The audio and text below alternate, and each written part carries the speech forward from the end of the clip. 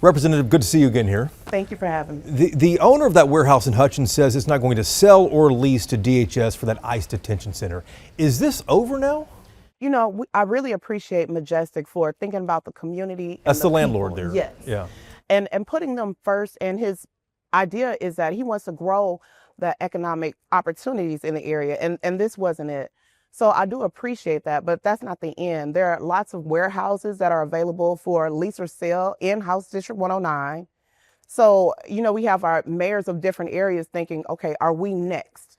So the possibility of them looking for another building in my district is very real. How concerned are you that they might find something and put this up? Because there's nothing stopping them, ICE and Department of Homeland Security, from doing this, right? I'm very concerned, and we're being very vigilant to keep eyes out on any other buildings that may have been given this proposal to lease or sell to ICE. But how would you know? Because this one just kind of emerged and no one really expected this to happen. How would you know, or how would the community know that a warehouse near me might be used for this? We're very thankful to have a community that's staying on top of this. And they're checking to see who is purchasing these different buildings or who is leasing these buildings, and talking to those building owners to see who's having conversations of interest to them. So that's how we were able to find out very early what was going on with this and the potential sale. It was word of mouth, a lot of folks being very interested in what was going on.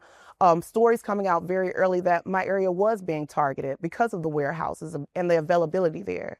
So folks just asking to make sure those buildings that are available for lease or sale, who are they having these conversations with? Community leaders and some lawmakers, including yourself, already warned there's more to do on this. What specifically worries you about DHS looking for these facilities? Because at the end of the day, DHS has to do its job and protect the borders, right? What specifically concerns you about finding a detention facility somewhere? The people who are going in there? Yeah, I think about the great city of Hutchins and how it's a blooming city. It's very small and very intimate. They don't have the structure for something like a 9,000 person detention center. They don't have the sewer structure, the water structure, and then you have so many small towns around it that would have negative effects as well. But when you think about the needs of anybody who would be in a detention center, where would the health care come from for physical and mental health? We don't even have hospitals in that city. So where would they be able to get someone to come in and serve the people who have different types of illnesses? You know, where are they going to be bathing? Where are they going to be sleeping?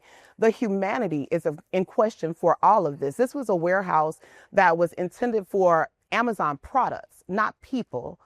And so when we talk about now forcing people into these facilities without any of those resources, it's of great concern to me.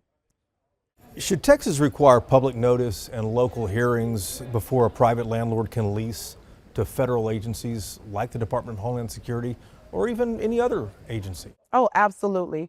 The people of Hutchins turned out. It was folks from all walks of life, both sides of the aisle, to say no to this. And if it wasn't for folks, you know, telling them, hey, this is coming, they wouldn't have had any type of notice. The city as well. So there definitely should be some sort of notice to the city, to the constituents that, hey, we're proposing this. Any other building, you would have folks from the city who could come around and say, we don't like this, we oppose it.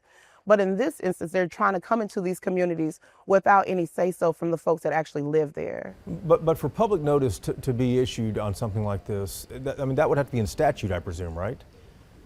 Well, it's different ways that you would have public notice. A lot of cities have different rules for how they have public notice for different buildings or, you know, resources that they want to bring in. The uses for the facilities, I guess. Yeah, that makes sense. Yes. So there could be different levels of what this would look like in statute, but those local levels, they have lots of ordinances to take care of their local communities and figure out what's coming in and what's going to affect the citizens.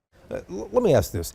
If ICE comes back with a different property in your district and says, listen, we'll bring in good paying jobs, we have the rest of this logistics figured out, where people would go to the hospital, the water and sewer, et cetera, is there any version of an immigrant detention center in District 109 that you would that you would support? Absolutely not. Absolutely not.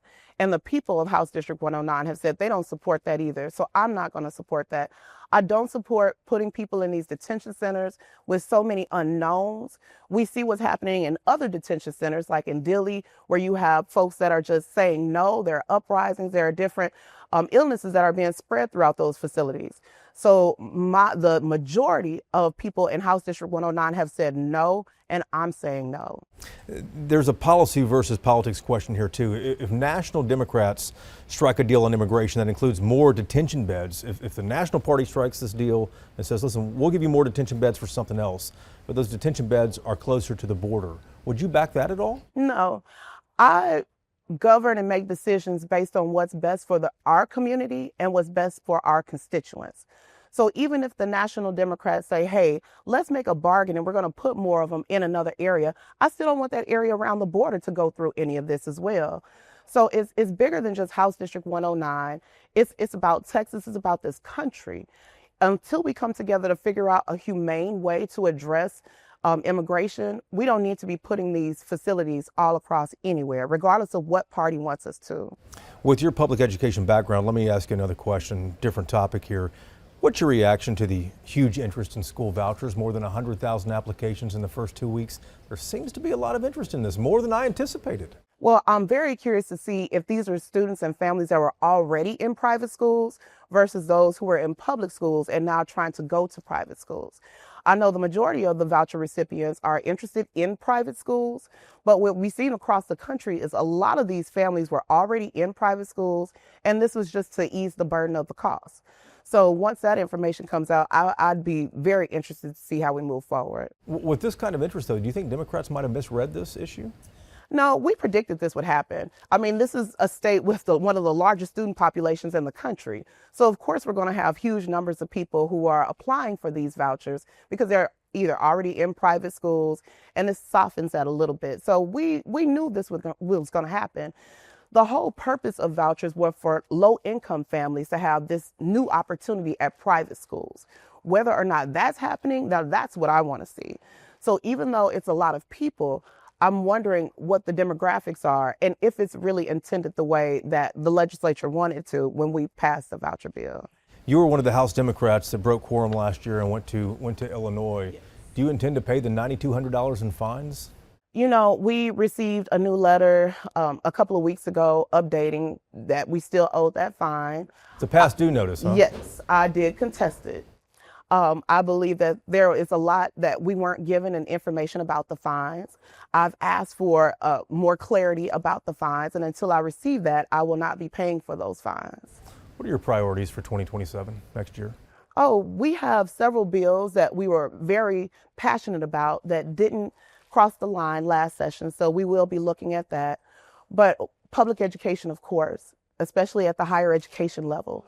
The things that are going on with censorship around our schools, our public schools, and taking away so many degree opportunities that focus on diversity, women's studies. Definitely want to make sure students have access to those types of courses and that type of knowledge. And protecting our public schools. We still have ISDs that are having to close campuses, lose personnel because there's not enough money. So we still have to make sure that we're doing the right things for our public education system, and we'll be really focused on that next session. Representative, good to see you. Thank you again.